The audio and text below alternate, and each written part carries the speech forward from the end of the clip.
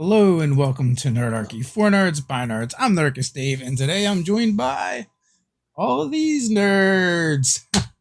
And we are going to play some dungeoning and delving with our illustrious dungeon master, Nerdarchist Ted, which I'm going to turn it over to you now. Hello, and wonderful people out there on the internet, and wonderful players that we have assembled. It is session 3 of Dungeons and Delving, the fun, uh, competition reality show set far in the future. You can read all about it if you want to go down in the description. Grab that link to the website with the wonderful post that Doug has put together, where you can find all of these people, where you'll be able to find their stuff, who they're playing, all of that jazz. So we're going to dive right into the game, and we're going to toss it right back to Dave. And you tell me what you remember from last session, and then you can throw it along to each player in line. Well, I can tell you one thing. I signed on for a cooking show, ended up at a dungeon delving show, but instead of a dungeon, I ended up in a forest, falling from trees, somewhat gracefully, thanks to a little help from our Eladrin Bard, who had the forethought to prepare Featherfall. So thank you, Nebula. So Nebula made me feel and look a little bit fabulous as one can look, while they're getting basically cocooned in a web and having to be saved by the slavery Gantuan Hefty. But we did make it through. And I did get some moments of shine despite the dice when we actually cornered our adversary, the lightning kitty. And there's a whole bunch of other stuff that went on, but I will pass it to someone else to fill people in. So My bot is named Freddy. That is what I have to contribute to this recap. Tabitha remembers facing off against the fantastical creature of which they draw their team name. And I think there was a mutual respect on the part of the powerful creature, and it left us after a display of our power. Right. And I respectfully disagree. There was no respect in that fire breath because it hurts. It hurt a lot. It hurt so much. It so hurt. It hurt a lot. It was not a fun time. And then we went through and we dealt with some spider webs pretty handily because fire. And we ran into some trees who gave us lip. And then Burke surprisingly threatened them. And so then they shook the tree. And it was Enzo and maybe Tabitha, I think, who fell. And so we then had to deal with that. And there was a lightning kitty at the end, and we fought it. And then we ended up getting out. We don't know how we scored. We leveled up. So we'll see what happens next. Oh, and also Nebula, that's her name. Nebula. I keep wanting to call her Seraphina, and that's not even on purpose. I swear it's not on purpose. But Nebula also accidentally called for our sponsors' help, and we received a lightning rod, and there was like this stormy mountain before the lightning cat, because lightning cat was more than lightning, and so we dealt with the lightning and then had to deal with the cat. So yeah, that was pretty much everything. That was not very. Oh, we got cool gear. Don't forget, we got cool gear. Oh yes, and we got cool gear. So Hefty has armor now. You all got a entry package from Man's Mighty Munitions, the sponsor, to be able to help you out in your first delve. But we're gonna take you to exiting the dungeon. Talking to the master to see how all of your first delve went. So we're literally just moments from the end of last session. So you're there with the host, and he's totally got it set up interview style. There's 4 seats, and for you guys there's even a large pad for Hefty to sit on. Everything's been completely arranged, and he's kind of on the other side, looking in it at you all. So, what did you think about your first run? think we did pretty amazing. I think we've got a better idea what to expect from here on out. Now, how many of you knew what to expect kind of going in? How many of you are avid fans? Well, I didn't expect that their flower field full of those sleepy flowers, don't you know? I've never seen that on the show before. Well, the controllers are always looking to do new and interesting things, and anything that's going to slow our ever increasingly interesting and better sets of adventurers down just a touch is something that we look forward to, and we try to make things as even and fair as possible. So some might have a little bit of issue with those flowers, others not so much. I was glad that we had taken the alternate path as the Black Revenge, not only because we didn't want to tread the same ground, potentially facing the gown, but also, I mean, a challenge like that is not even worth our time. So it was much more satisfying to face that lightning cat. So you think the lightning cat was more of a challenge than the golem? Hmm? I mean, if the Black Razor's Revenge overcame it, then yeah. Oh, I see what you're doing there. It's very, very interesting. I wonder what they're going to say when you get to the locker room. We'll see. Probably not much. I've got a hunch. You've got a hunch, huh? Well, if you've been keeping aware of the score, Black Razor's Revenge took 84 points in their first round. The Flumps have come out screaming. They've got a 97, just 3 points shy of perfect. And we have you at the moment in the middle. Your team scored 89 points on their round, so victory is not out of the running for you. But you've still got some ground to be made up. If you're following along, the Shining Unicorn is getting set up to do their first run as we speak. So it won't be too long before we'll wind up seeing where they stand. Gibbering Mouthers will follow after, and finally the Displacer Beasts will get their first run. So do you have any final thoughts to share with those at home that are hoping to become your adoring fans, or passers in the alley as you tuddle on if you don't do so? Well, No, there was more certainly than- hope not, because I don't want any final thoughts. I want to keep thinking. I want to keep living. I mean, for this particular exchange, my good man. There were several times I thought about the people supporting us in the audience, and was happy to have the opportunity to show off Man's Mighty Munitions, the awards they had bestowed on us to those fine followers. The sponsors are a big part of this, and their creativity along with yours all go hand in hand to make for an interesting show and an interesting run. Just don't forget the dial, Sensational Chimera. Good call, Enzo. So all right, with that, why don't you head on in, and for those viewers at home, stay tuned. We'll be right back with the run of the Shining Unicorns. So you guys are, kind of led down a hall, and you wind up going back through the whole elevator nonsense, and you don't really feel the motion, but you know that you were on the other side, but yet somehow as the doors open, you're opening back into that central chamber that has all the doors to your individual common rooms, but this is the joint room where people hang out. There's the kitchen, all of that jazz.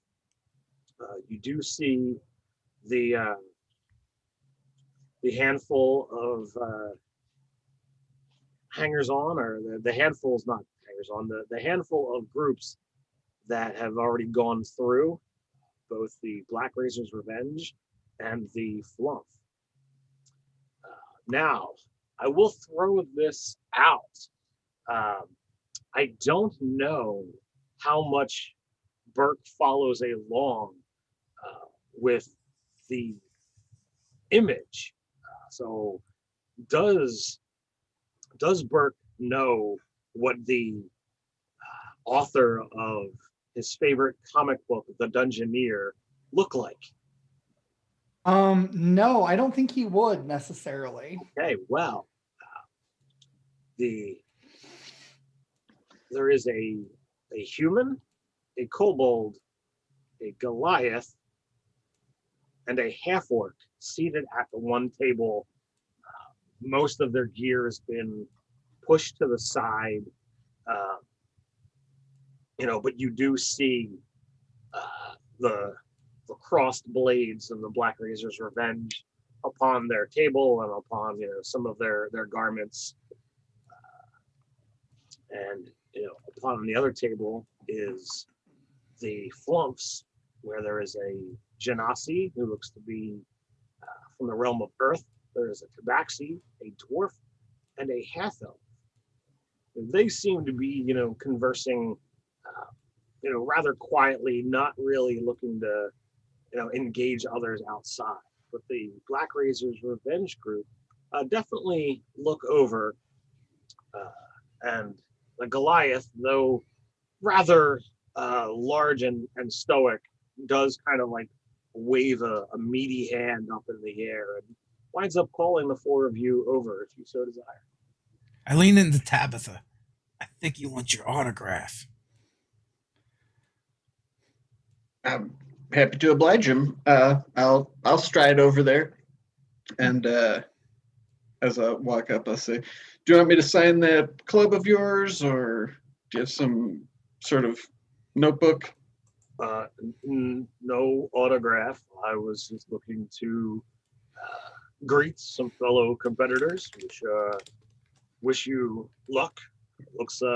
Looks like, at least for the moment, Black Razor's Revenge is kind of standing at the bottom, and he winds up pointing over to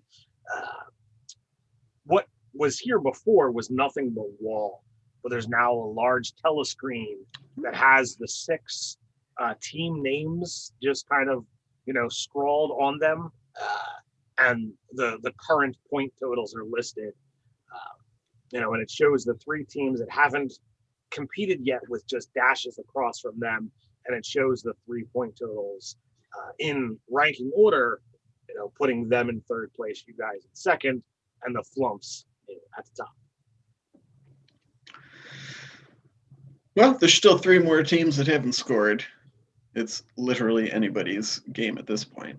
Oh, I certainly know. Was not trying to discourage you, and he looks to the others. Nor you, my good companions. The human, clad in mostly greens and browns, kind of responds in a bit of a sonorous voice. Yes, indeed. While we stand at the bottom now, I am hoping that there'll be a bit of a turn, and we'll make a better show next time. Allow me to introduce not only myself, but my companions here. I am Tristan McKinnon, if you happen to have heard of me. This is pointing to the kobold. This is Kick Cragbranch. Goliath is Crumgrod.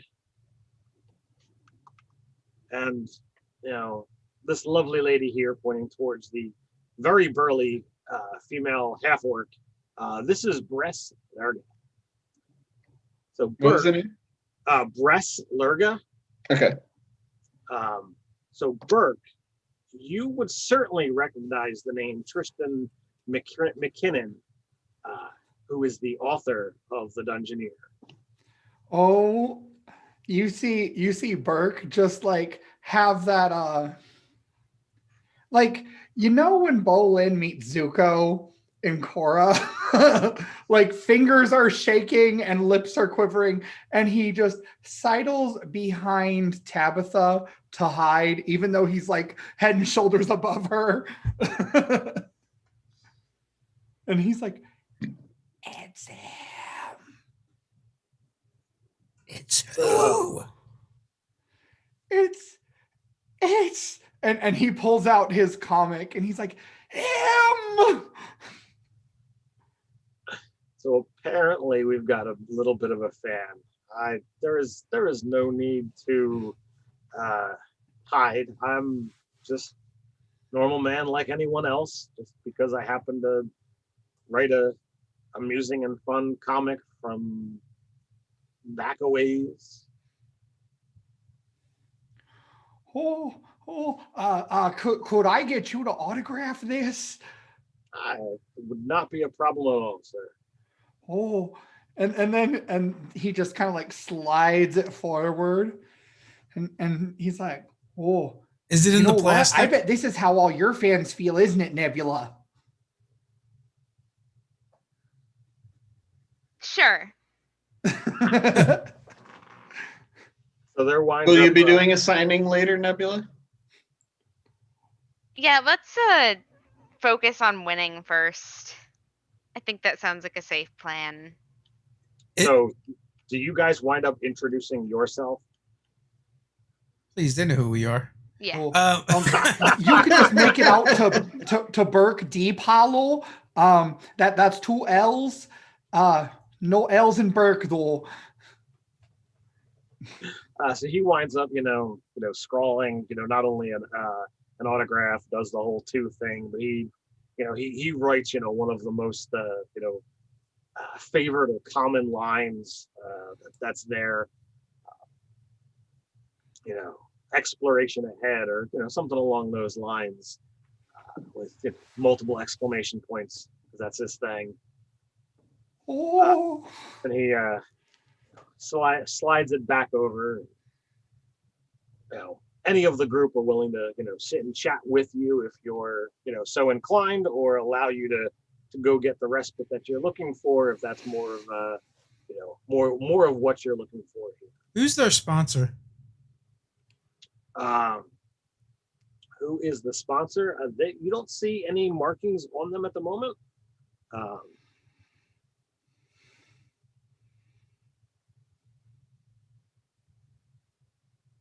May I see that comic book, Burke? Oh, yes, but be very careful. He hands it to you.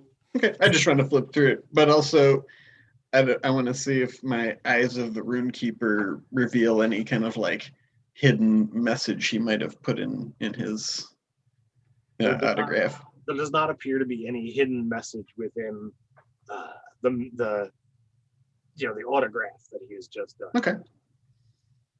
What's the art style like? Does it look cool, or? It's it's not cartoony. It's more realistic, and okay, I can dig that. Is there any resemblance between the Dungeoneer character and Tristan McKinnon or any of these people? No. There's no, not like he's trying to insert himself in it. That's what you're thinking. That's what Tabitha is thinking, so she's like scrutinizing it every panel. Because you're kind of looking through. Are you trying to be reserved? Are you trying? Yeah. She's just flipping, Okay. just flipping through it, but okay. She's drawn in. Like, maybe there's some secret weakness I can find in here. So, how does one go from a comic book author to a game show? Well, I've watched a handful of these things, and there's fun, there's excitement, and every season there's always something new. So I was kind of persuaded to, come on and see what's here and see what I might be able to kind of change in the Dungeoneer, to kind of fit the changing times that seem to happen, here on the telescreen. So maybe a little research. So yeah, I'm not in it so much for the fame.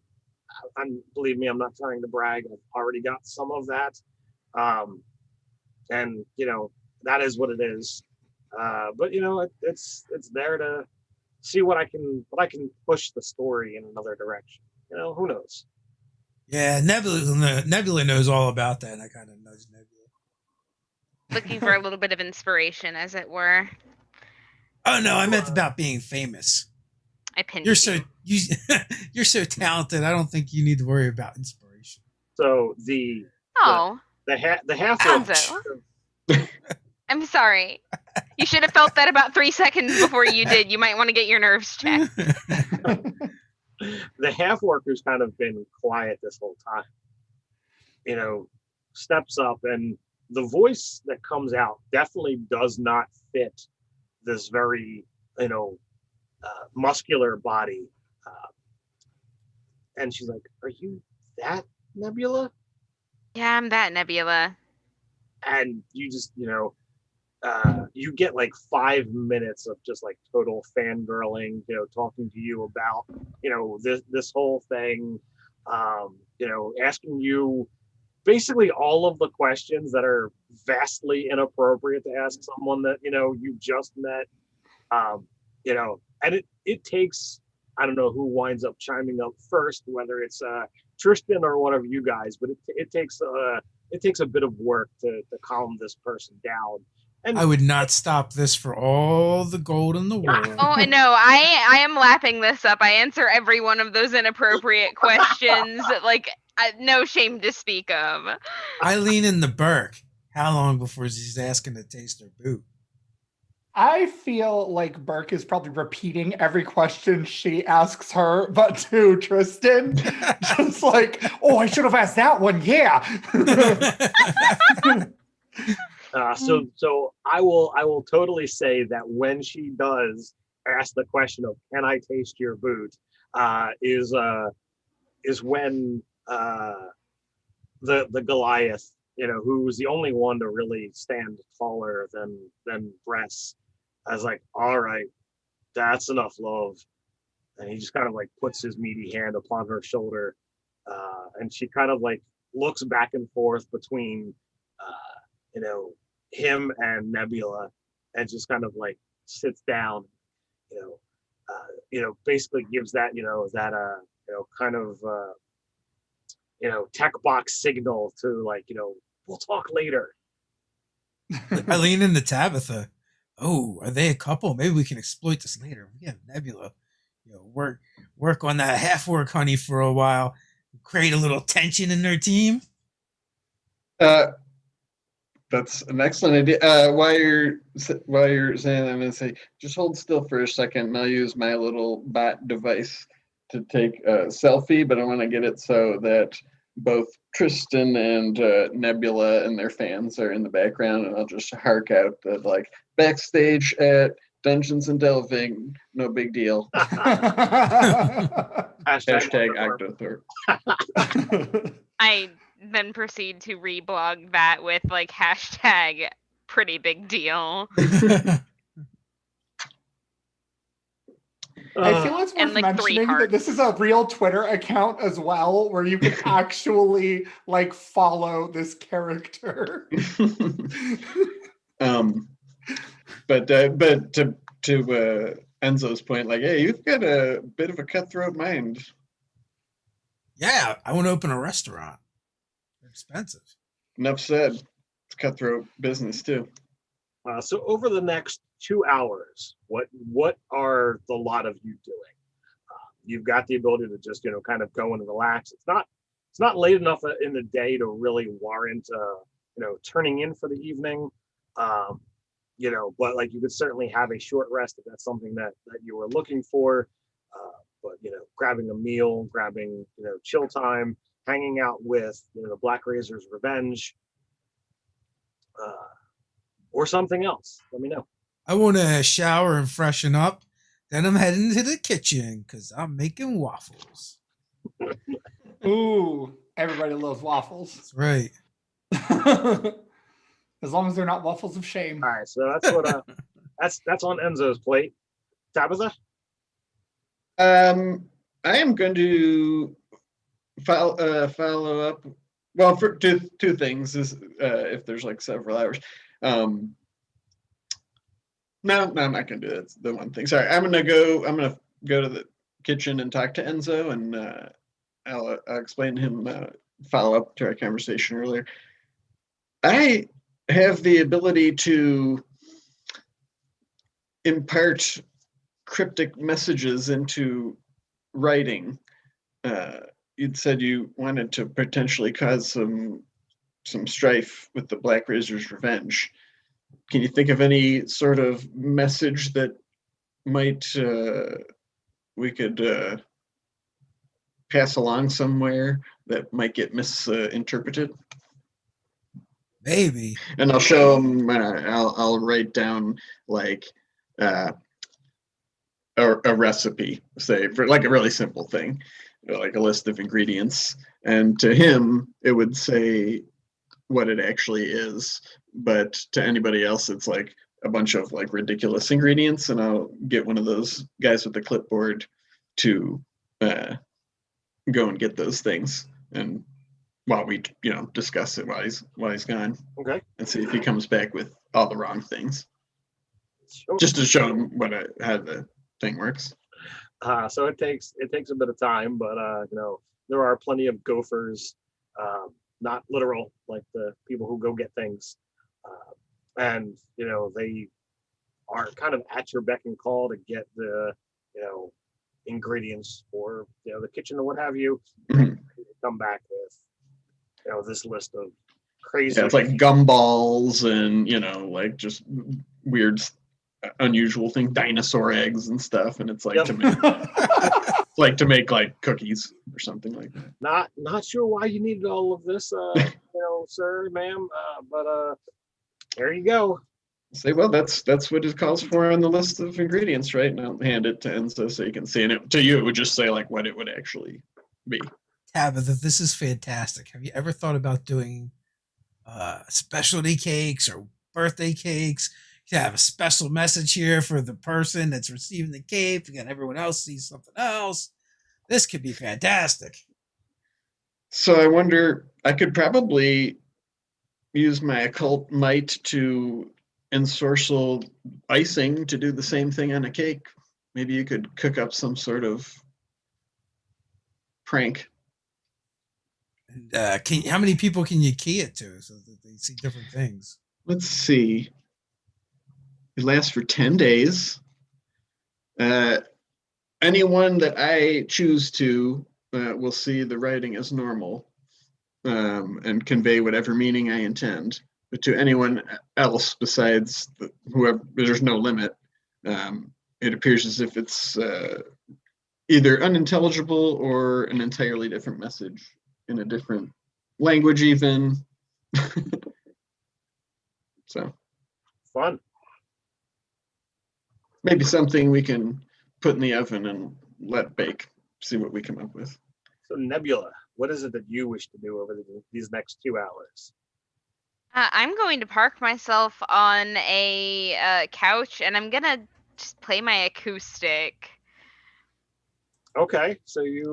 I'm having an impromptu jam session and being very chill about it. Okay, that's certainly swollen. That for sure draws breasts in, and almost like a like the typical child who like sits on the floor to like look up at a parent.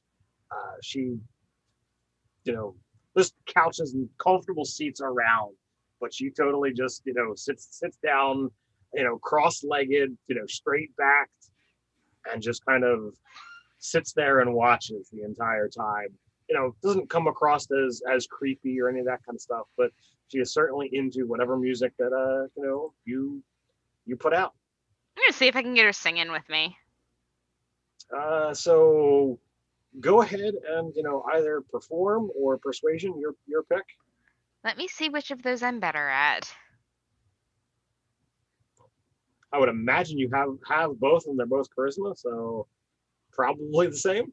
Yes, but I have expertise in performance. Oh, that's right. That lovely thing. 19. Okay. Absolutely. If you get into anything that you have done before, not creating something new, absolutely she sings it. If you get into something new and you get into a repetitive pattern, eventually she picks up. It takes a little bit, several iterations, but yeah, she's definitely trying. Cool. So at this point, we're just hanging out, and I'm good with that. Cool. Burke. So is there a like a swimming pool or anything like that? Do you want there to be a swimming pool? Yes. So there is, the workout room, which for all intents and purposes is kind of like the X-Men's danger room. Okay. You've got the ability to shape whatever you need. And it's got like smaller rooms. So like it's not just a singular thing that if one person wants this, everybody else kind of has to wait. But you can kind of go in and just be like, all right, I want to swim, or I want to, jacuzzi, bloop, it's there. Okay. So I'm gonna take Hefty with me, Okay. and we're gonna go swimming. And I am trying to magically work on being able to essentially mod him into a beast of the water as Okay. well. Okay. So yeah. You're pretty observant, right? Yeah, I am actually. So the kobold that didn't really speak, but was introduced as Skick Cragbranch. He seemed to follow you in, not like ha ha ha, I'm following you, but he just kind of got up and wanted to see what was going on, and was kind of just observing. He's obviously not trying to do it stealthily and whatever have you, but he's working out at a different section, but he's definitely seeing what's going on, with the water. After he sees you guys swimming for a while, like he just kind of moves on and focuses on the workout, but every so often looks to see if you're actually just swimming. Okay. Well, I'll call him over. I'll be like, hey, you don't have to hide there in the shadows around that corner there, don't you know? There's plenty of water for everybody. Not really interested in the swimming thing. Just Oh, I'm sorry. Was I not supposed to notice you? Were you spying on me?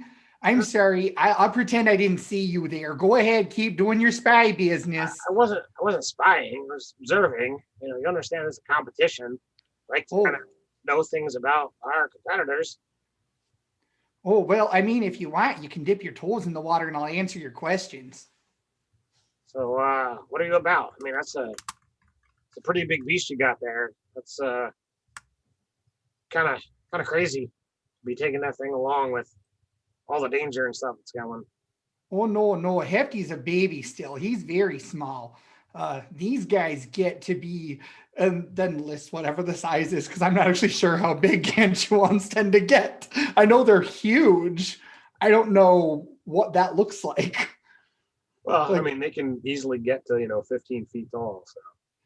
Yeah, so he's just like describing Hefty and his eating patterns and how you need to brush him so he doesn't shed and all of that, unless he has specific questions. That mostly going on about animal care. Seems like an awful lot of work. And to be fair, I'm not really into all the animal stuff. Yeah. And like I said, it's competition. Wanted to see what you're up to. Well, we're swimming right now and we're practicing, and Hefty's doing such a good job. And I like pet his very wet, probably smelly fur. Well, there's a good what's the word I'm looking for? Ventilation in here, so there's probably some kind of smell going on, but we're talking about a future where magic is involved, so there's probably a little bit of prestidigitation in the air that makes things smell a little bit nicer.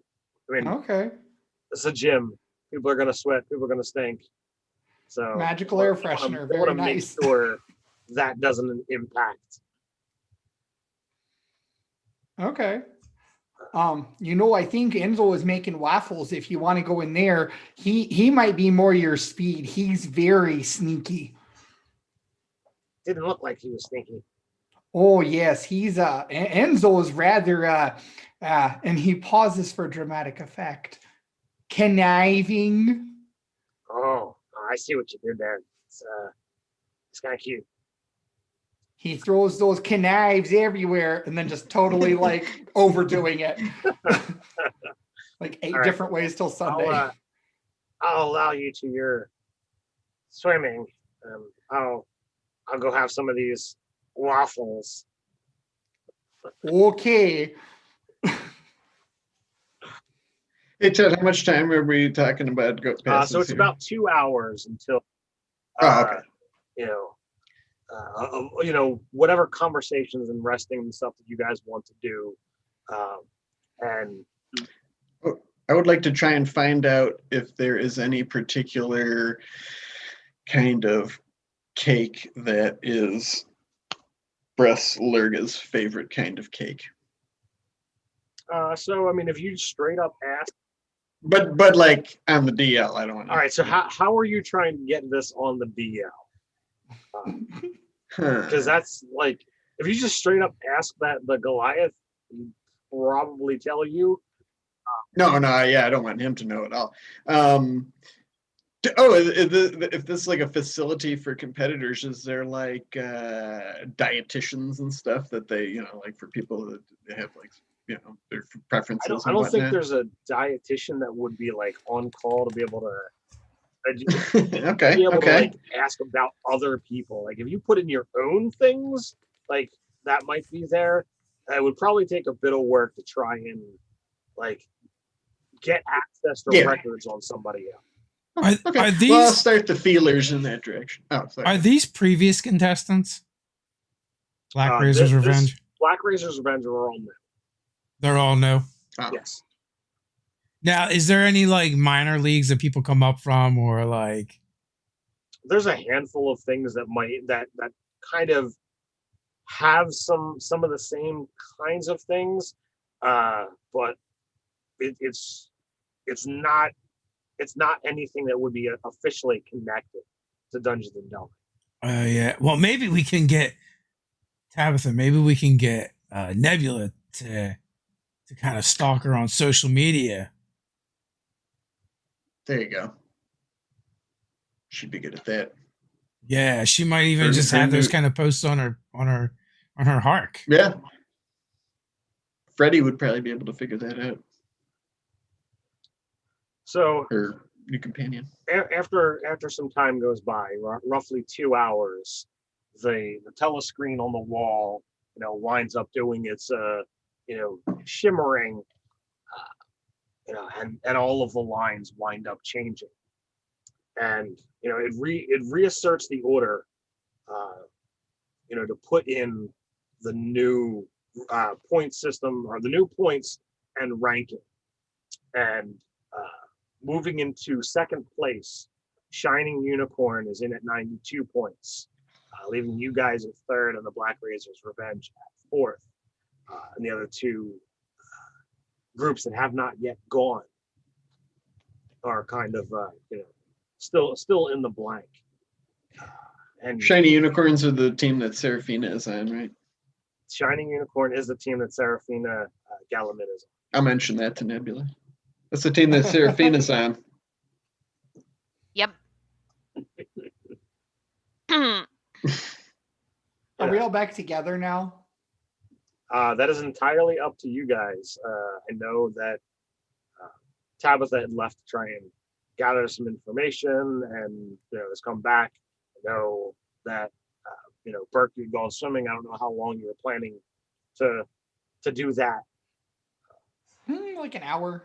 Okay, well that's certainly enough time for you to have kind of come back and be able to see this change in the system. And you knew that it was probably 5-10 minutes tops before you guys had finished your run, before you were kind of on your way back here.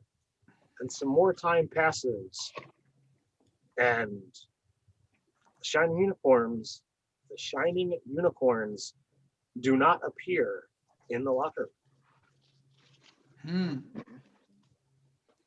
This seems kind of suspicious.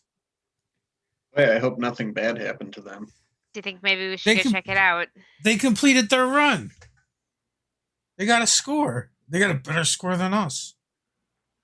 I wonder if that kobold did something to them. Oh, by the way, Enzo, there's a sneaky kobold. I told him to come talk to you. Why do you want to talk to me? And I hope he did do something. Because you're sneaky too. They're coming out of the room with the displacer beast, above the doorway. A goblin, a race you've probably never seen before. It looks to be a humanoid spider, a dwarf, and a satyr come and just give a quick nod. They're completely kitted out,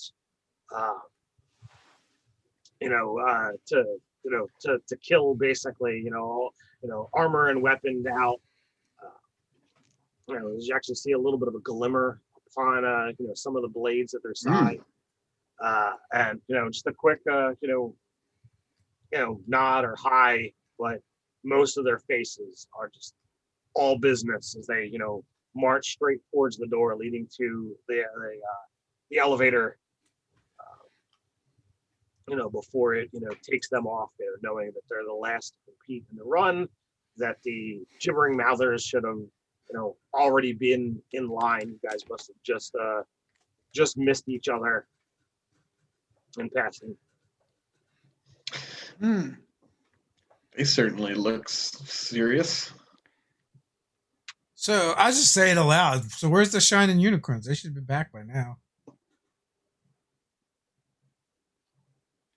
So Tristan winds up speaking up.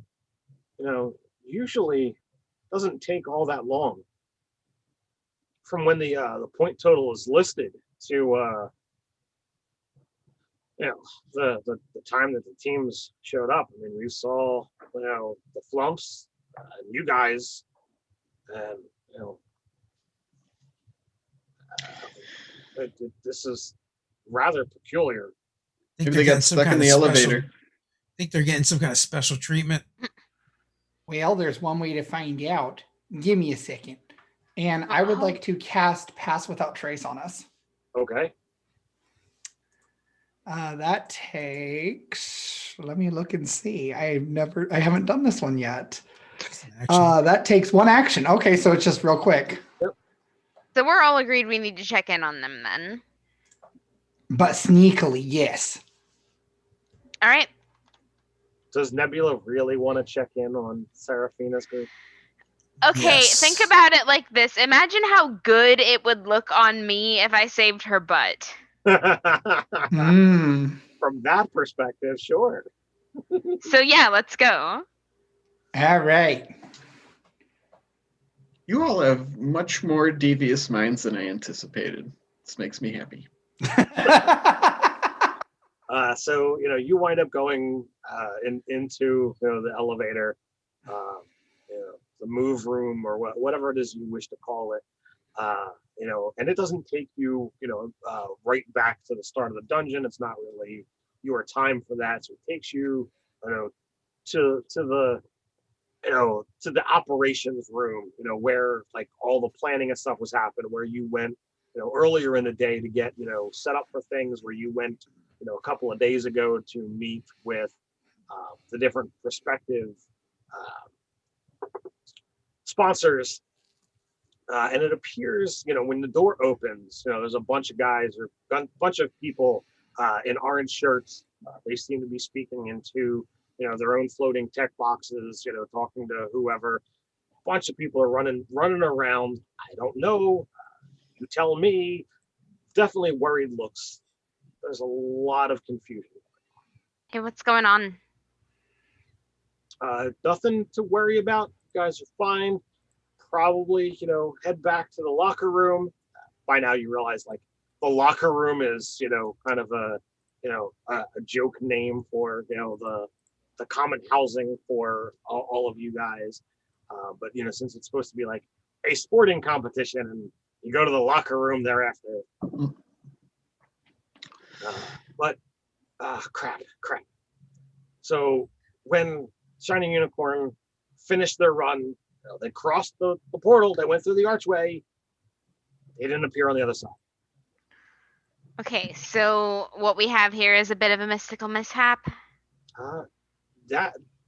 Yes. Does that disqualify them then, or Tabitha, inappropriate. And I'm like I'm still winking learning. at you behind my back where they can't see it. learning. I don't have anything to, I can't speak about, disqualifications or points or whatever have you.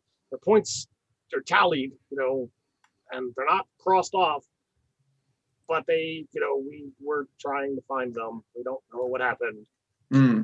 So can we look? Where are you gonna look? We're not looking. I don't mean where you're not looking. I mean, can we have a gander at it? Have at thee. And we are professional adventurers after all. So he gives you just a non-committal sure, and he wanders off with his tech box floating along, kind of yelling gibberish this and gibberish that. Check here, check there. Burke, do you think Hefty there can pick up their scent? He might be able to, but I think we might need to start at the beginning. I mean, look at the size of those nostrils. Oh yeah, he's got the big nostrils because he's the good big boy. And I just start petting him again. Yeah, they're like caves, those things. Twin caves right next to each other. You're very much owning this adventurer life. Well, when life deals you potatoes, you mash them. Or make vodka. And make add some garlic. I like vodka. You could add some vodka, but I don't know. It doesn't go with potatoes very well. It's vodka made is out of potatoes. Yeah, boil them, mash them, stick them in a stew. Sure. I want to look at where the technology is intersecting with this magic here and see if I can figure anything out about it. So when you begin trying to go down that direction, there's definitely some roadblocks that are thrown in the way. That's controller territory. You're a contestant, not really allowed to fuss around with that or meet the controllers, because that's a big faux pas here. Oh yeah, no, that's absolutely valid. But if I do notice anything that could use more poking at, I would like to point that out to people so that they can let the appropriate people know about it. Sure.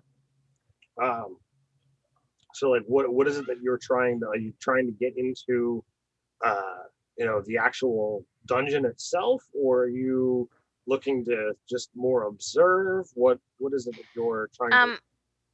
I am definitely observing. I'm sitting here and taking my time while my teammates are making this plan to have Hefty sniff them out and just watching the patterns, basically. I'm not doing anything invasive. Okay, so part and parcel of part of the whole, sniffing out, you don't have anything that belongs to one of the Shining Unicorns to be able to differentiate the scent.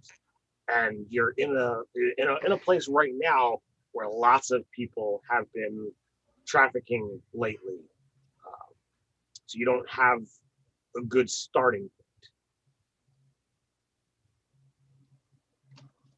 point. Nebula, can you access the video feeds? Maybe. I mean, we might not be supposed to, but the greater good. Do I meet with blockades when I attempt it? So are you attempting to do something that would be on the shadier side of things with your tech box to try and get into the recorded stream? you know full well that there could be some severe repercussions if you are caught. Yep. Yep, I sure do. How lucky are we feeling, guys? We could try to sneak into the dungeon. We are still Don't you feel like sneaky. that would be worse? Not really, because we're just going into one of the places we already bested, even if we haven't bested this one yet. And it makes for good TV, right? That's what they care about. They probably care about legal liability too. And in that case, it might be a better idea to get an idea of like what happened to them.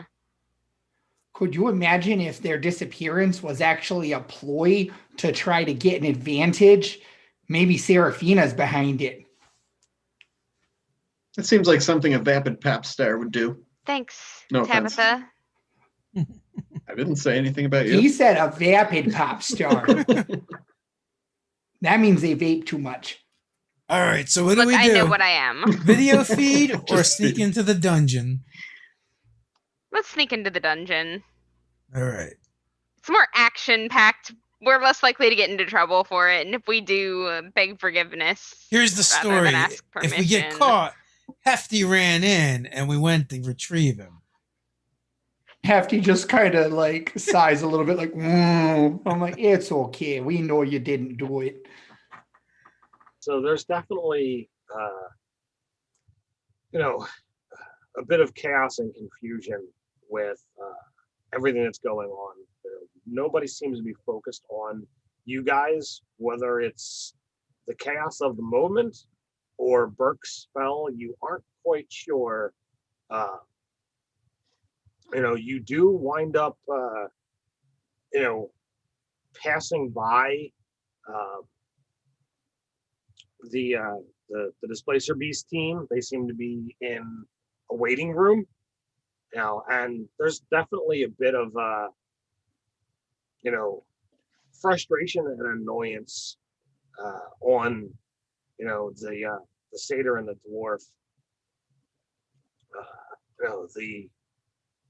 The spider-like creature winds up having a couple eyes just like look at you guys and follow you as you walk by. You whatever it is that you've done, you did not escape their notice, at least. So they're in the waiting room and we're passing them by on our way to the dungeon. Are we going in the same entrance that they are? There's only one entrance that you've been aware of. Where's the exit? Exit's on the other side. Oh, like I thought we were in. You don't the go room. in and out of the same door. Yeah, we should go in the door that we came out of because they completed the thing. So they might. Okay, so you're looking to go that direction. Okay. Yeah, that would make more sense. Okay. So that takes a little bit of work.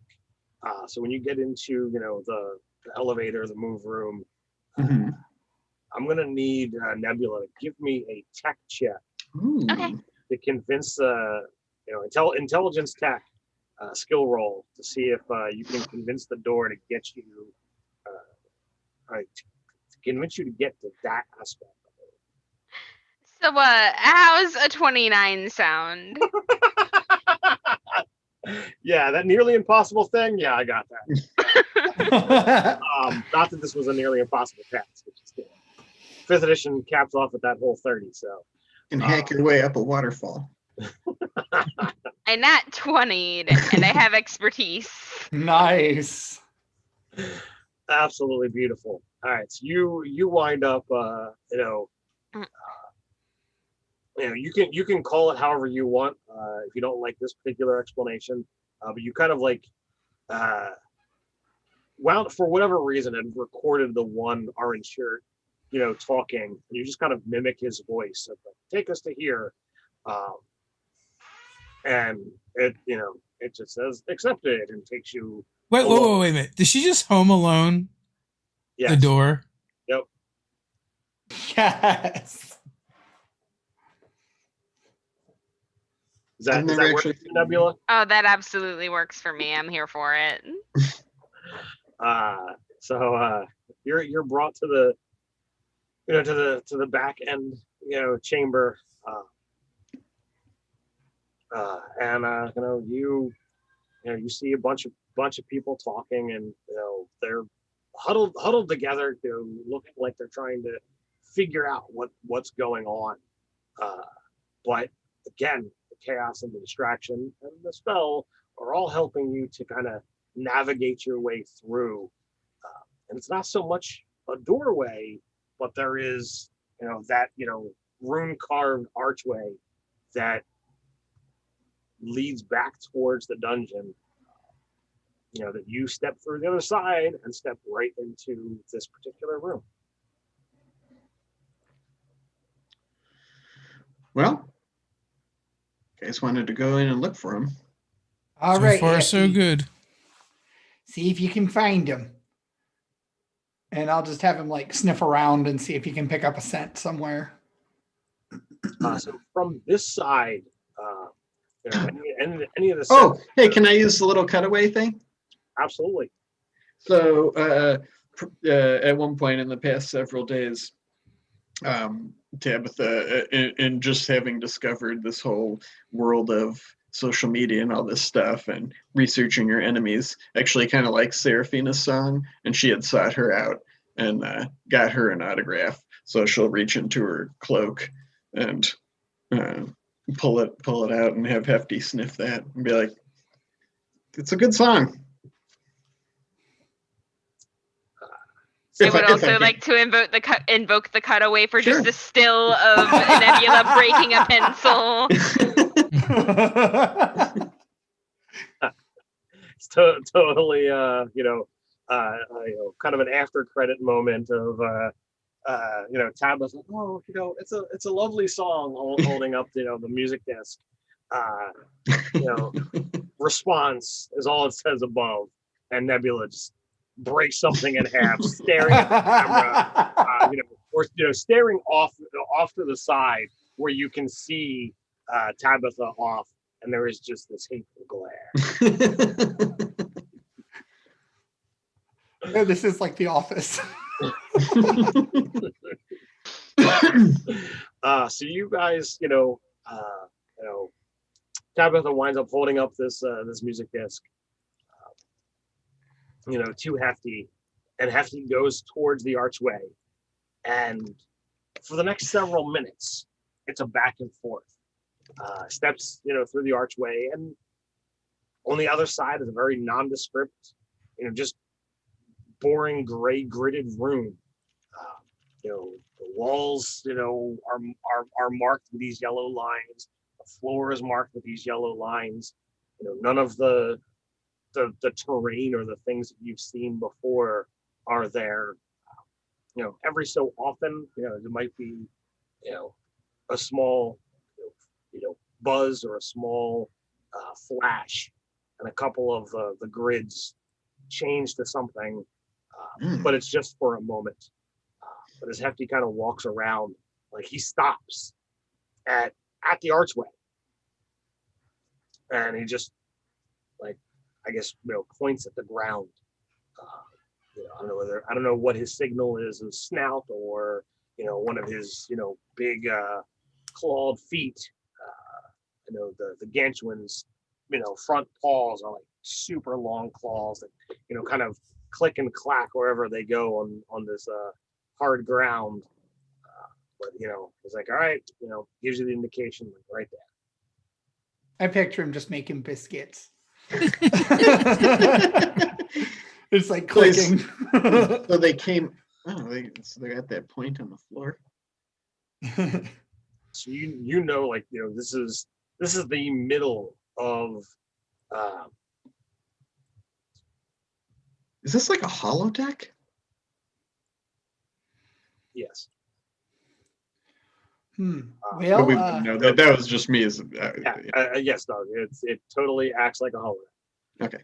Nebula, this is the spat. This is the archway. I don't think Hefty's much use anymore. but Okay. I think your tech stuff might be able to help. All right. Let's give this a try. I'm gonna. You're gonna hack in. Yeah. No, yeah. I'm gonna get a look and see if I can like find them in the between space. All right. So give me This a is tech getting roll. weird. Pardon? Give me a A intelligence. tech roll. Yep. Okay. I say wait, and I take my little talisman, which is a miniature version of my sword, around my neck and say, "Here, hold on to that." Okay. And it's just her talisman. If you fail an ability check, you can roll a d4, and maybe it'll turn into a success, basically. My total's 24. 24. All right. So you're pretty confident that you were able to, get in unnoticed, and very similar to what you had encountered when you went through. You see them coming across, that stony plains, but as opposed to, fighting the fire cat, a towering column of fire seems to be surrounding this group of individuals, and it's lashing out with long limbs and throwing gouts of flame in their direction. You can see, there is Seraphina, and she seems to be, singing the entire way in the back, just kind of dancing merrily, avoiding all of the whips of flame. There's an elf in shining armor, and his sword literally glows. There's a dragonborn that has golden scales, wearing white robes. And he seems to be chanting. Then there's a gold-skinned Aasimar, also wielding, a long sword and shield. And he's, up there with the elf, and they're, kind of batting away and hacking at this flame. And every time that the swords strike, it seems like, parts of the fire is just kind of ripped off, and it's thrown to the side, and it begins to sizzle and pop and go out, diminishing the fire entity, and eventually it gets battered down. That it's so small that its flames are having a hard time maintaining whatever it is at its core, and the whole thing just kind of goes out in a puff of smoke. You see between Seraphina and this dragonborn, chanting that the fiery wounds or the burns that are on the other two, as quickly as they're getting them, the wounds tend to heal. Their armor stays shiny, their clothes mend back together, and they all give each other a nod. The swords are sheathed, the archway appears, and they confidently stride right towards the archway. You can see here, and as one, they step across. And as opposed to stepping out into the next room, they just vanish. And that's where the feed cuts out.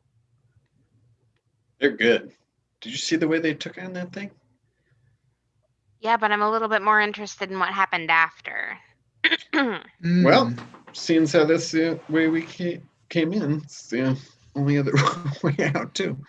Okay, so this had to have been a problem with the Arcana then, because otherwise, I mean, like, I've been all throughout this system, like, the electronics are... Mm-hmm. I'm gonna start looking at, like, the spell sigils and see if this portal went somewhere it wasn't supposed to, maybe. Sure. So give me, at first, either a perception or investigation, your choice.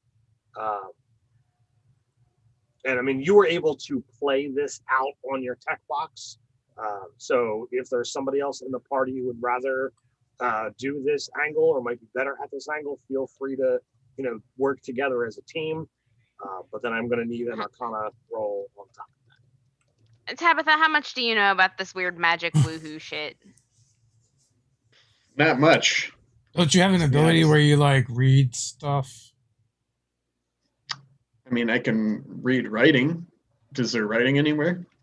Can I read? Is there like computer tech code? I don't understand what No, is I mean, doing. I constitute that as, written text, things Sure. that are sigils that are, not part of words. I don't think that falls under Eyes of the Virgin. But there are definitely a variety of sigils upon the archway.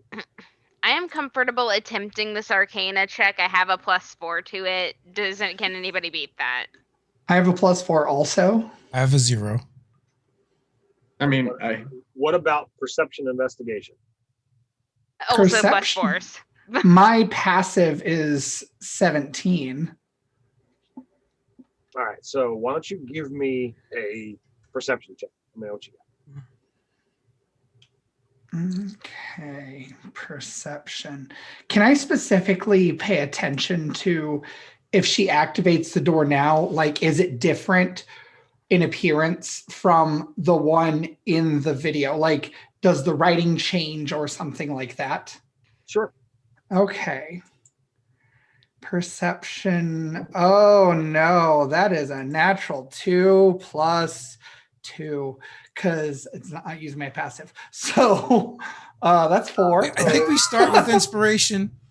So I was going to call that out there. All of our games we do automatically give all our players, starting off with inspiration.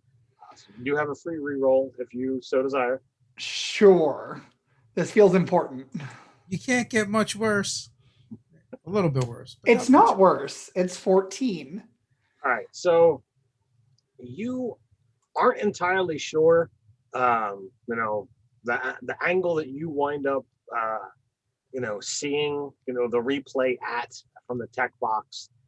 But it's possible that one of the sigils wound up changing just before they stepped across the line. Could you tell what sigil it is, Burke? Nebula and Tabitha, because you're reading stuff, and I point to the one that might be different. Is that different from that one? Yes. Enzo, are you magic? Those that have tasted my chocolate souffle with mushroom shavings, truffle shavings, have said that, but I don't think in the context that you're speaking. Oh, never mind. I'm going to put my hand out towards it and try to. I'm going to cast remove curse on it. I don't know. Maybe that'll do something. Now just close your eyes and focus. Well, are you casting it on the archway? It says at my touch, all curses affecting one creature or object, and so I'm gonna touch that actual sigil. I guess I have to touch it. Okay. And right. You cast it well. Doesn't really feel like anything happened. This is powerful stuff. Let me mark that off. Boop. I don't know what we're dealing with here. I want to look at it and see if it's like, if there's anything mechanical there, like, like if like that archstone can be flipped or turned or the information that you do know is that everything inside this room is controlled by the controllers. The archway has the ability to kind of, that's the mainstay. There's one on both sides. One to get into the room, one to get out. I totally thought those things were teleporting us across time and space. It's a little bit disappointing. Nebula. Yep. I don't know if my character is smart enough to think of this, but do you think that maybe there's a log of where this portal is gone? I think if they were keeping one, they would have checked it already. What if there's a secret log that they don't know about? Oh, is there a dark log? Oh. Like a shadow log or a mossy log? Maybe, you seem to be on really good, have a really good rapport with the door. Maybe you can talk to this archway the same way. Tell him the door sent you. Are you talking to me? Yeah, you're the only one that talks to the machines. No, I think it's Freddy talking to the machines and then talking to her. I can do stuff. All right. Yeah, you're like our MVP. So the way I see it, we've got two options, right? So we can either go let somebody know that this was a thing that went on and see by official sources if there's a log to where this portal ended up, or we could change that rune, go through it ourselves, and drag them back kicking and screaming. I like that idea. Or maybe we make sure they don't come back at all. Either way. One of those would be great, though. No, people like heroes. I'm beginning to wonder if you really didn't accidentally sign up for this on purpose. Oh, no. Cooking is a very cutthroat business. But don't you only cut like chicken throats and stuff like that? You cut as many throats and any I'm kind like of throats copying down you need to in order to beat the competition. Oh. It's really tough. And people scream at you for years and years and tell you you're stupid. This is the worst. And, eventually, if they scream at you long enough and hard enough, you become a really good chef. Oh, I think I know what show you're talking about. I don't like that screamy chef. Yeah, he's the best. He curses a lot. Too much for my little brothers and sisters. Yeah, he does. Yeah, I can't watch it when they're around. All right, Nebula, let's do this thing. All right, I have written down the sigil sequence so that we can find our way back here. I'm going to change the rune. We're going to go. I have no idea what any of that just meant as I step through. Don't worry about it. Just get You that would if big you were sword of yours smarter. ready. All right. Tabitha just goes. All right. So give me an Arcana roll to try and forcibly change the archway. If Burke is going to help you, you can do so with advantage. You do know that like you're pushing some boundaries. Yeah, you're trying to be helpful. So if you get caught, begin thinking about how you're going to showcase this as heroic options and not just we're breaking lots of rules. We blame it on Hefty. Her. We always just blame it on Hefty. Yes. I mean, nobody even tried to stop us. What kind of lax security do they have around this show anyway? So that's going to be a 23 total, and I have dropped the little screenshot of my roll. Oh, you never have to try and do that with me with dice rolls. I have gotten uncannily lucky today.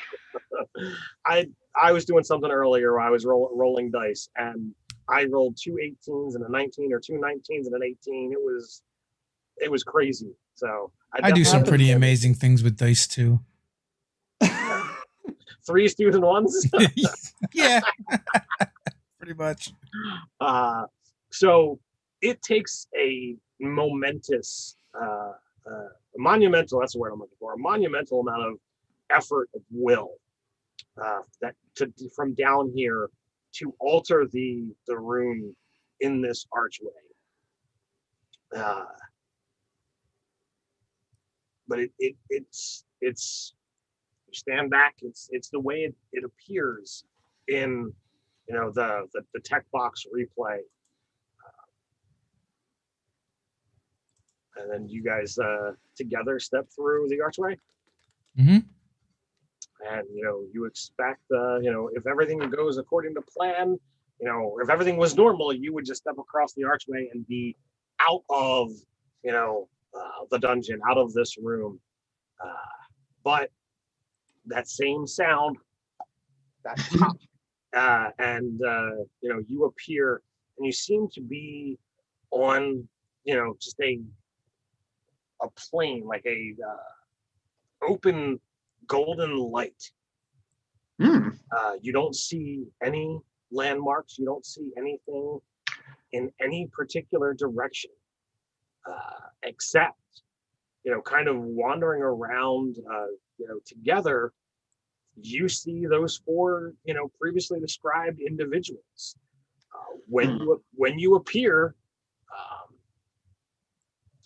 let me get back up. The one wielding all the shining armor turns and clearly acknowledges you and reaches out a hand towards the others, and the four of them begin just kind of casually striding up, and the presence from this team, they seem to be wearing silvers and golds in just about everything, but the way that they're walking is very casual, but it seems like it comes across like the confident stride of that action hero with the fire going behind them. There's that much confidence coming off of this team, and the grace of Seraphina as she just kind of glides along the ground. All of them very attractive. All of them, looking to be in an immaculate state. But the Aasimar, steps forward. Did you two happen here by chance? Well, bit of a complicated explanation on that front. We came here to try and find you, figured out how the portal glitched. Now we got to figure out how to get back through the portal. The portal glitched, you say? That is rather unnerving. Why on earth would the controllers make a change to the exit? What does that, how does that help the competition? I don't think it does. I have reason to suspect foul play. Hold on to your hat. You're gonna love this. And I'm gonna pull up my little screen and show exactly what happened and exactly where. So you download. So to use our terms, you downloaded this thing and you're kind of replaying these last few moments, and you kind of angle it so that at one point in time you can see the portal with the sigil that you guys initially saw, and just before they step through you can kind of frame it forward until you can see, boom, that's where the ship, and it's literally just as all four of their feet are about to cross that threshold, and that's where the change is. Now consider that if the game makers had done this, they wouldn't have needed to do it so quickly. They wouldn't have needed to do it so subtly. I think somebody's fucking with you. Can you say sabotage? Huh? I mean, it was incredibly easy to get behind the scenes into the backstage area. So the Dragonborn, kind of, puffs up his chest a little bit, or puffs up their chest. Dragonborn, you can't really tell the species of lizard types all that easily. Not species, gender. But the voice does come out, quite deep. Just gotta put this out in the open. Wasn't you, right? Nope. Not trying to throw us under the proverbial wagon, as they say. Oh, if I had done this, I wouldn't be here. I mean, I totally would do something like this, but like Nebula said, we wouldn't be here if we did it. Well, I appreciate the assist for whatever it's worth. Well, you're not assisted yet. We're all appear to be stuck here now. There's no arch behind us or anything, right? No. We don't know how long we've been here. Time here seems a bit awkward. A few minutes. It's definitely been a couple of hours. Was it? And it definitely doesn't help with Tabitha and Nebula give them 2 different time frames. But if we're gonna work together to try and get out of here, introductions are probably first. He points off towards the very well-known singer dancer. This is Sarafita Gellerman. I am Analith. The Dragonborn is Urzath, points towards the elf. This is Analith, points towards the Asimar. This is Raziel Tarish. We thought we would have the team that would be able to cover all of the options. Never really thought there would be something that would put us in something like this. Oh, your challenge is completed. I mean, thankfully we had a mind to come and save you because, we couldn't let the number 2 team go missing. Only number 2, huh? Yep, you guys are number 2. That's what you said, right? Number 2? Yep. Serafina does not seem happy with that answer, but it's a quick grimace and then back to her very, smiley, happy face. If anyone's trained in inspiration, you can see that there was not trained in insight. Dear Lord. If you're trained in insight, you could kind of see that she wants to sit there and stomp her feet like that. Angry young woman that she is. But it's definitely reserved and quickly replaced with a smile. Oh, and I smile back because I caught that. Excellent.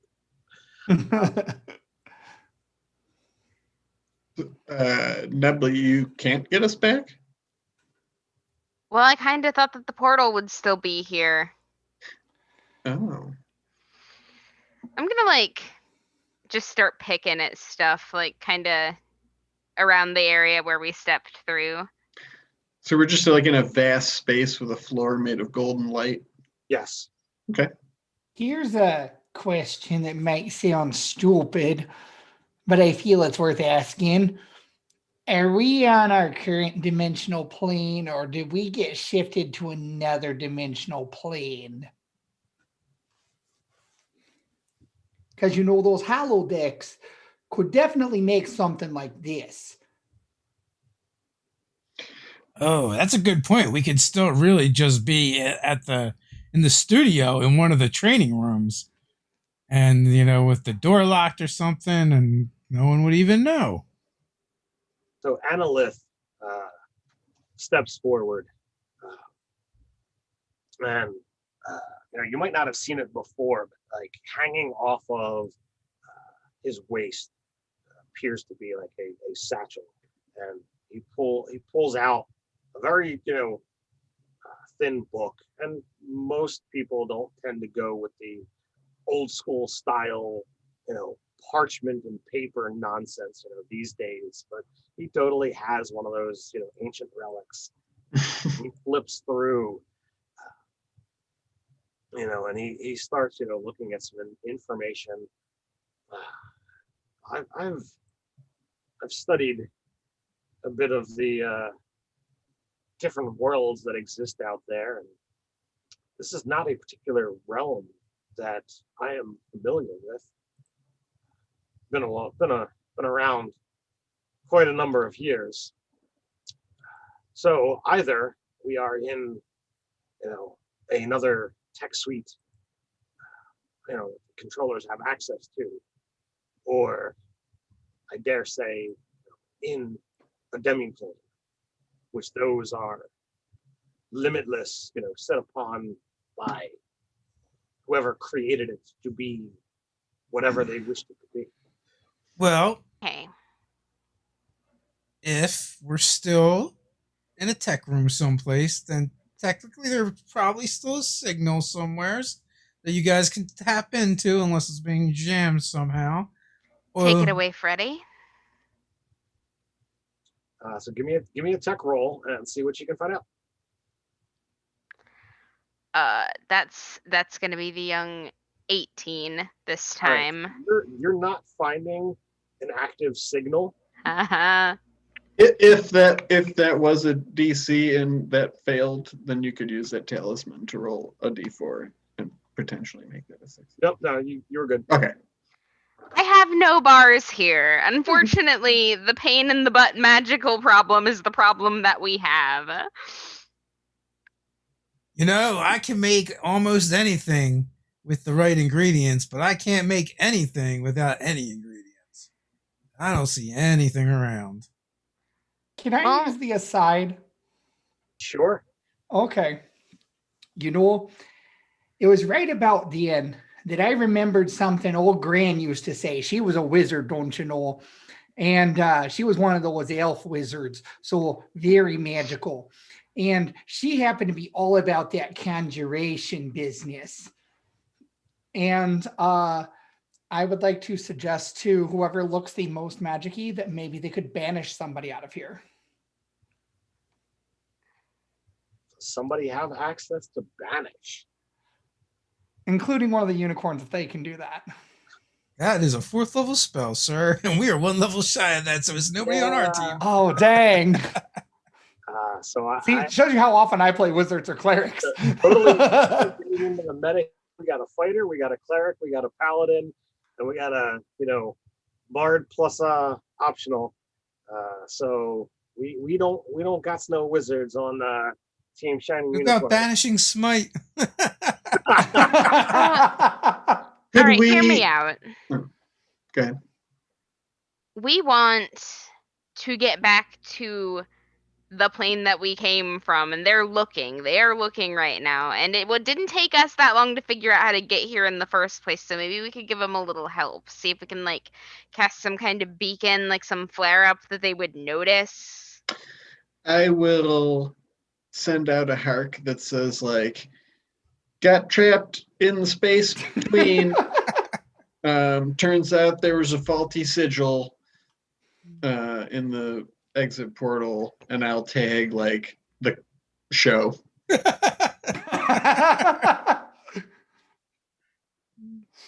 Arc saves the day. We'll see if that works. Hey, look, a bunch of people are liking it already.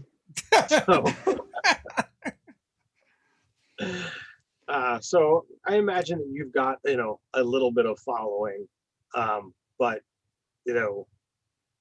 Miss Bazillion followers, Seraphine is like, oh, how quaint.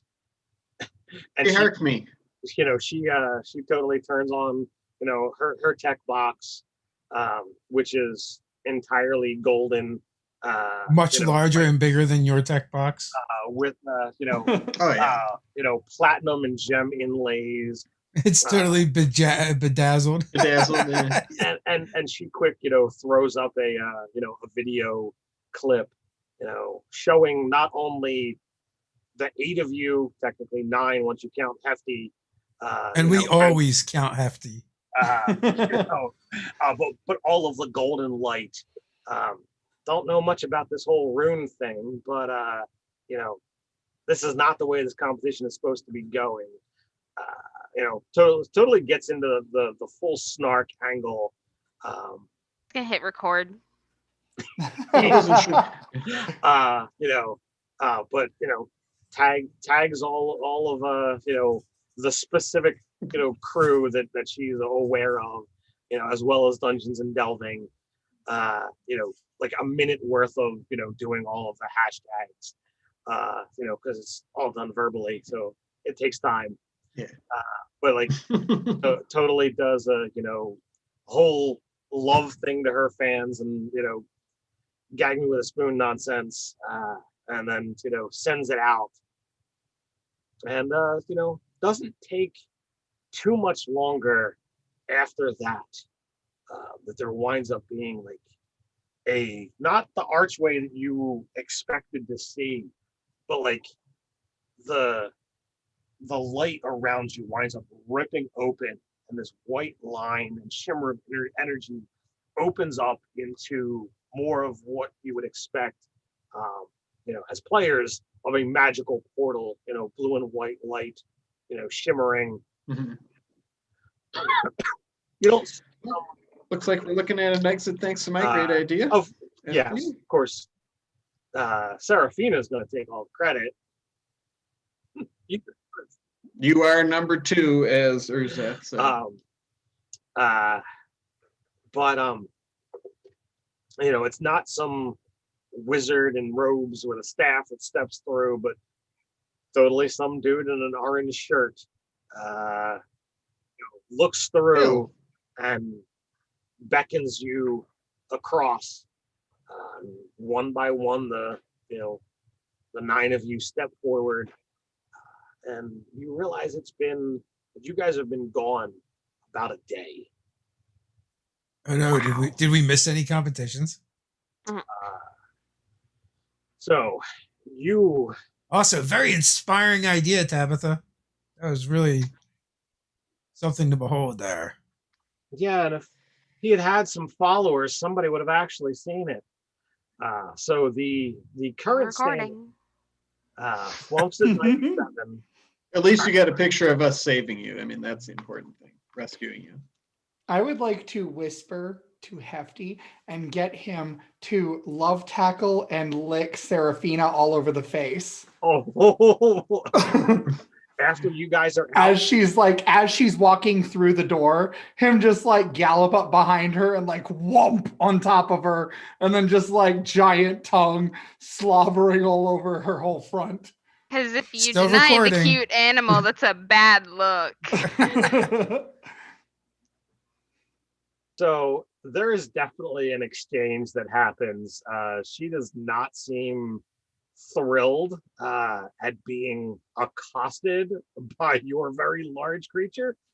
It's one thing to be like, cute and cuddly kitties, but Gantuans are not your typical cute and cuddly. They are warthog adorable. It is almost like, what would you do if you were attacked by a cow? A small cow. Listen, there's this amazing video with like 5 cows licking a cat, and the cat's just like sitting there. So the fact that there are other people around, she definitely plays it off, but she gives Burke a look, and there's going to be a conversation to be had at some point in time. Oh, I'm so sorry. He's just such a big fan of your work, like my little sister and brother. I am not trained in deception. So the current standing, as you guys eventually learn, Flumps in first place, Shining Unicorn in second, the Sensational Chimera, you guys are in third, the Splacer Beasts are in fourth, Black Razor's Revenge in fifth, and the Gibbering Mouthers in sixth place. What were the Gibbering Mouthers and Displacer Beast score? Sorry, it's 97, 92, 89, 88, 84, and then 81. Okay, thanks. Sure. So you're talking about, a 16-point gap between, first and last place. Okay. It's definitely going to be, a hard climb if the Gibbering Mouthers want to, find victory, but they're definitely not in high spirits. Does any of the teams have an artificer? Let's look at the teams. And how are you going to go and try to find that information out? Oh, I don't know. I don't know like how obvious things are, but I guess like if there's an artificer, if anybody's looks kind of magi-techy. Okay. So at cursory glance, when you've had a chance to really look at everybody, there does not appear to be anyone that falls in like the artificer realm.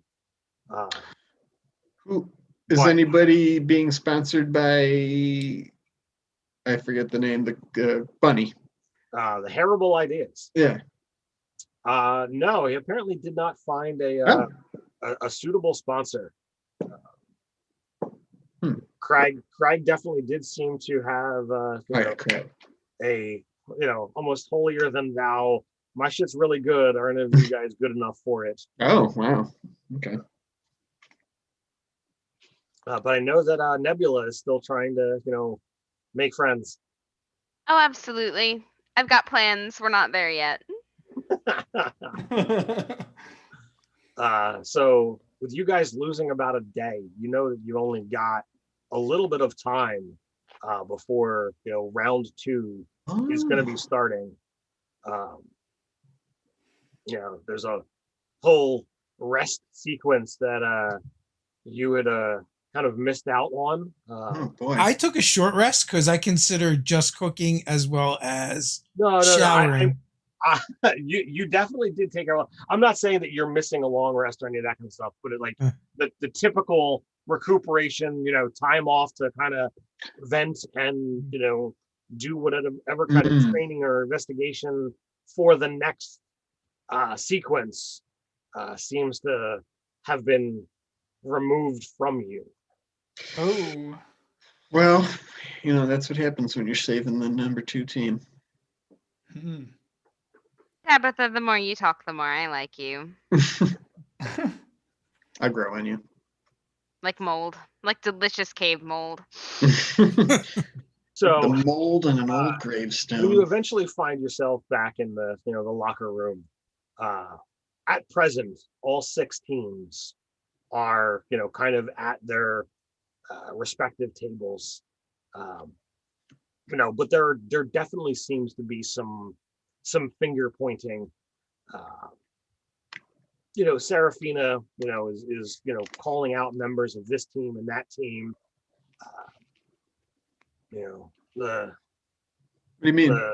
The Warforge memory seems to be failing, but is trying to get everyone to calm down. The tabaxi from the flumps seems to be speaking mostly for them. Trying to figure out why Serafina is so upset. Who does she think in here wound up actually doing anything? So she's like throwing a fit. She's throwing a fit. She's pointing it at every team. You guys walk in and I cast silence on her. No, just let her do it. Just let her do it. I say, Zzz. Oh, that hit me right here. So is that a saving throw? It's actually just on the area. No sound can be created in a 20-foot radius sphere on a point I choose. So okay. Is Nebula recording her rant and then you recording her getting silenced in mid rant? I lean over and say it'll be even funnier silenced. Look at her. Fair enough. She goes on for another second or so before she realizes that there's no sound coming forward. She turns and glares at the newcomers because no one else in the room had done it, but definitely seems to be aware of what it is. Steps out of the silence. All right, so you come to help and thank you for whatever, but what on earth are you doing? Getting in your head.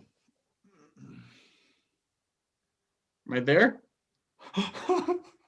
We'll get there. I'm just picturing full on showdown standoff right now.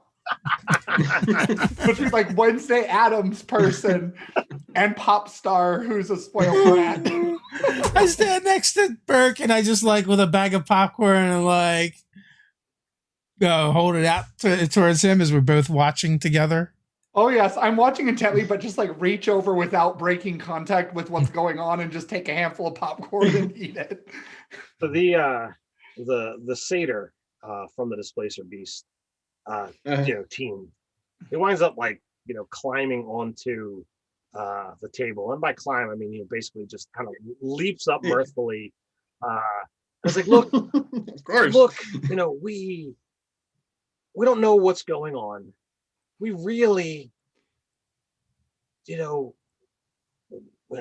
know if there was an outside thing. I don't know if it was, the controllers, but we're all here to compete and have fun, or whatever it is that you're trying to do.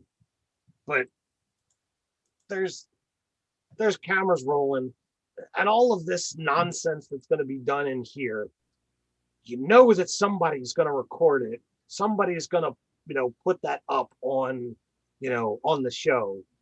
I just look at Nebula. Even here, we have to put on, a good face and entertain. And I like entertaining. And, he kind of like swirls his hand. And, the shadows that, seem to be in the room begin to dance. And the cooler, the refrigerator winds up opening up. And a couple bottles of wine, just kind of float across the room to the table. Look, we go back in the dungeon tomorrow, one group at a time. Pretty soon they're gonna post, what the route is. Let's have some fun and enjoy ourselves rather than sit there, playing the point and blame games. It isn't gonna get us anywhere but angry at each other. What does that do? You've got a really solid point. So if you haven't met, I'm Kapath Zat. And he just begins, juggling these balls of shadow, and they don't act like any physical object. So he's clearly just enacting magic. But it's a really good show because they'll move at varying speeds, but yet he doesn't drop a single one. So I will turn towards this guy and, all that's well and good, but what would have happened if we would not have retrieved the shining unicorns? I actually have something to add to that. Well, I don't rightly know. I wasn't there. We had our own dungeon run to go through. It's possible that whatever influence was done as sabotage. Most likely that. But there's still time for all of us to have an hour or two of merriment before we can turn in and have a full long rest before we go back into the dungeon tomorrow. So as far as I'm concerned, no harm, no foul. Well, as long as you're not the one to disappear next time, and you're lucky enough to have someone come looking for you. All right. So what we have here is a classic case of false dichotomy. It is not either we party or we get down each other's throats about this. We shouldn't be doing either one of those things. I would like to put a pin. Say we should do both those things. No. I want to put a pin in talking some party and argue at the same time. Counterintuitive. Some of the more magically inclined folks here, because I did get footage of that portal, and y'all know a little bit more about this than I do. So maybe we could sit down and have a good look at it, see if we can piece more together. So, Kapath Zat, was like, well, that doesn't sound like it's very fun. I'll make it fun. The gibbering mouthers all seemed pretty perked up at that. Memory, who definitely has already engaged in conversation with you for some time earlier, seems quite genuine. Maybe it's because they're in last place, or maybe it's because it's the puzzle as a mystery. But Memory definitely steps forward and is inclined to investigate this with you further. And all of them are magically inclined on the gibbering mouthers. Could be why they are, lower on the totem pole in points. But who knows? I definitely want to consult them about this, but I also want to put a pin in asking members of at least 2 other teams because we don't know who did it, and all of the convenient suspects are here in this room. That is entirely true. And there's definitely more conversations that are, that are happening. There's definitely more of a mixing of the groups at this point in time, and some people certainly seem, to want to continue the let's point fingers and try to figure out blame, where others are like, oh well, you happen to be so and so, and oh I've done this and I think that. So there's definitely people who have some experience, and it might not necessarily be the right thing. So there are definitely some more perspective and points of views that are clouding and muddying the waters.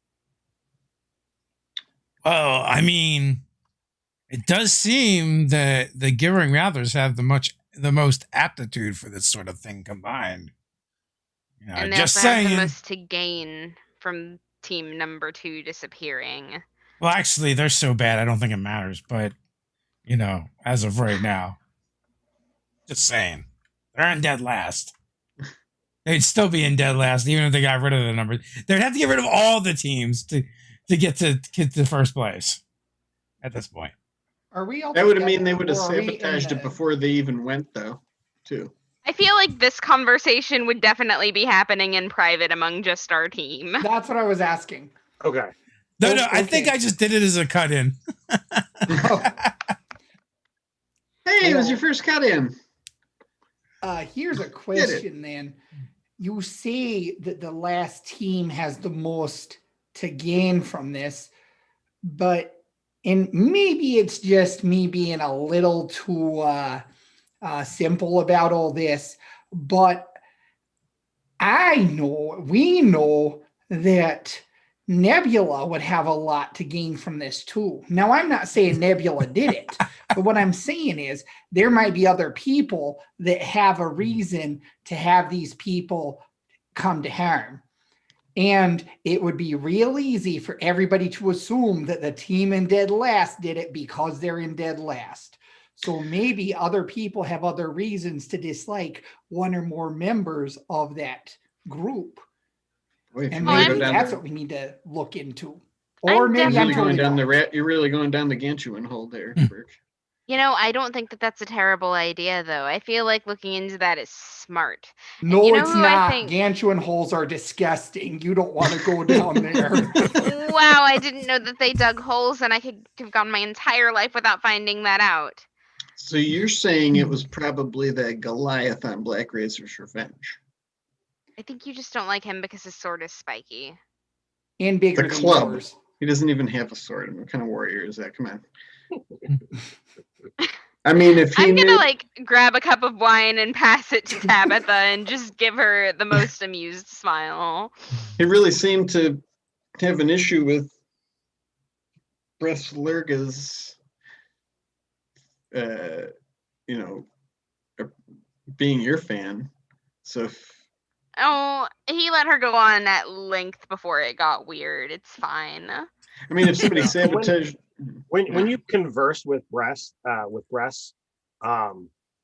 she definitely she definitely speaks more intelligently than she looks. It was probably somebody from the Flumps, I say in private. Could be somebody from the Flumps. They're in first place. Exactly. They want to make sure they do. They were also the last people to go through the portal before the third team, which is the one that got last. No, you guys were the last ones to go through. Oh. Oh, no. Oh, no, we did it. I have demonstrated my ability to make that F up happen, too. So, Black Razor's Revenge went in, then the Flumps, then the Sensational Chimera, then the Shining Unicorn. So somebody's trying to make Tabitha, don't make our case for us anymore. This you've been restricted. Burke's the detective here. Or Hefty. Hefty's the detective. Burke works for Hefty. Yep. True story. Plot twist. Burke is the pet. Hefty is the one that's the ranger. Yeah, that's good. I'm down. So I guess we might as well rest up before we roll into the dungeon again. Sounds like a plan to me. I wonder if is everybody just sort of like hanging out the rest of that time in that common room. Yeah, there's a lot going on in the common room. Again, there's arguments, there's mingling. This is the first time that all contestants were together. And some people seem to have known each other. Some of the groups are returning. The Displacer Beasts and Flumps have been here before. Whereas the others are new to this whole process. But as the evening wanes on, the signboard or the wall next to the signboard displaying the current ranking winds up becoming active, and it begins to put up the order. Round 2, it's got Flumps number 1, Shining Unicorn number 2, Gibbering Mouthers number 3, number 4, you guys, Sensational Chimera, 5, Displacer Beasts, and 6, Black Razor's Revenge. You guys, get an orange shirt that had told you, Bill? previously, reminding you, hey, getting on time. I want you all to have a nice healthy rest. So you're as prepared as possible for the dungeon. We're looking into the anomaly. That's what we're calling it until we have further information. So was there anything that happened because of that? Did like any blowback, or was it like, oh, thanks guys, you solved our problem? There has not been any blowback as of yet. There's not been a thank you issued either. The fact that there's Typical. a hark from both teams in this weird demi-plane. All of the conversation that's outside the locker room, you definitely have the idea of like you're waiting for the telling off to happen, not the hey, good job, you got to keep the competition going feeling. Quick question. Maybe they wanted to disappear for ratings. Before we turn in or whatever, and since we're like one of the later runs, I will grab the orange shirt and be like, hey, is there any chance I can get a meeting with the horrible ideas guy? Looking for additional sponsorship? Always. Could potentially be arranged. Let me see what I can do. We run the dungeon under the Chimeran name, and that's a beast of many heads. I mean, the only way we'd have more is if we were like a Hydra. Oh, that's indeed true. Let me see what I can do. This is a bit of an odd request, but I'll look into it. Now he winds up, assuring the group. As you notice, the order is different. We're not going to post the information until the day before each run. We've got it all sorted. 6 teams, 6 runs. So every round will be a different order. So everyone will get to have a different placing within the run. As always, any questions, any issues? Yes, Team Shining Unicorn, we are looking into the anomaly. Again, our apologies. So I know the next episode is the Delve. So just real quick, I want to see if I can't sneak off to meet with Bunny. Craig. Yeah, whatever. Bunny. Bunny. And I just want to pitch and be like, look, I know Burke and me know nothing about tech, and that seemed to bother you. But Tabitha is super savvy with the social media, and without Nebula, the shiny unicorns would have never made it out of that pocket dimension and back into the game. So I think you should really consider sponsoring us, co-sponsoring us, even if it's just for Nebula and Tabitha. They completely make up for it. So, what is it that you are looking for from Terrible Ideas? Oh, well, I bet I don't know what, me and Burke could possibly use all this fancy stuff for, unless you do kitchen appliances, which then I would be very interested to talk to you. Maybe a smart fridge, smart microwave, I don't know. But Tabitha and Nebula, they would be able to use your stuff and spotlight it like nobody else. That Nebula is a tech whiz. Like, literally, I'm not sure. She claims she's just a pop star, but she might be a technomancer from what I've seen her do. And Tabitha is like a social media guru, like, and super smart about how to use social media and technology. She's the one that figured out how to hark our way out of there. Without her, like, I know the shiny unicorn, they're trying to take credit, but without the idea from Tabitha, they would have never. You can see if they're time stamped. You know more than I would know, even if it isn't like to the minute. I bet you could look and see when they went out, and you would see that Tabitha's hark went out first, and then Seraphina like had to show her up and do her Seraphina thing, but she doesn't have an original idea in her head. She don't know tech. She doesn't know how to admire the fancy things that you make, these gadgets. You're like a wizard. So literally while you're talking, Craig has got his tech box out, and I mean he's literally like he's literally just waving his little fingers around and swooping through all of the information that you're talking about that's out there, in the Hark space, and he literally grabs Seraphina's and has to like comb all of the extra things that she's been harking about, in the craziness, angry posting since, the couple of, happy this is another way to find this one, and then goes, what was Tabitha's account? At Invincible Sword. Oh, I don't think it all fit, but it was That's like in real life. It's Invincible Sword Master. yeah. Invincible Sword Master. Also, I would have went and like told him how Nebula had cracked like the whole sigil thing.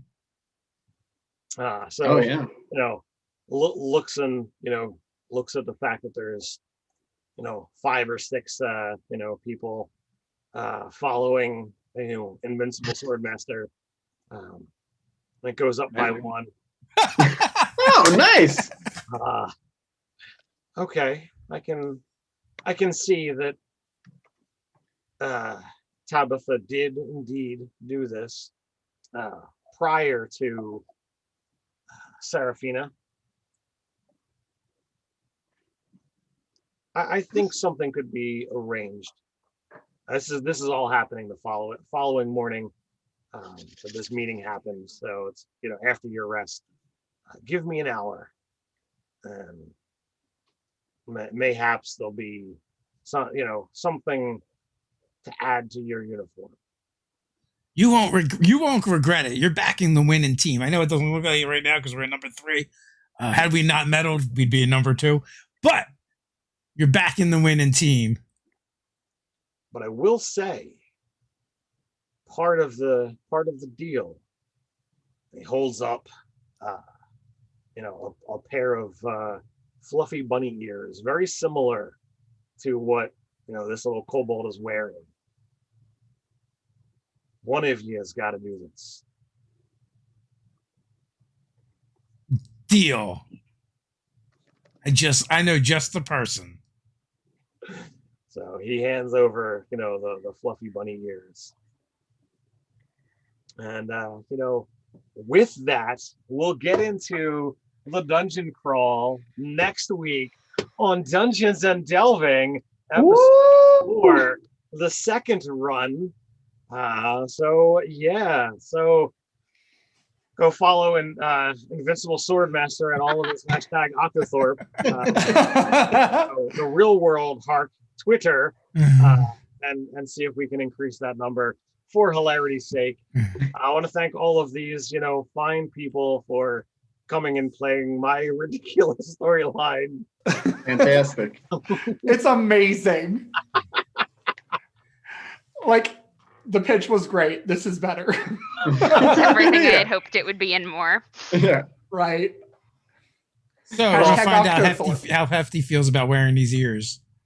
Oh, He'll poor look Hefty. Oh wait, they're gonna look great on Hefty. Yeah.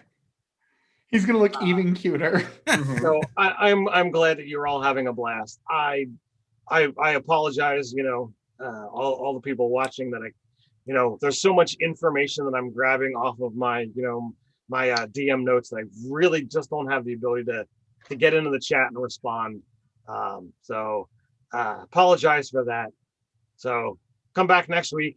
We'll have some fun stuff going on with these awesome people. And until next time, Stay Stay nerdy. Nerdy. Nerdy.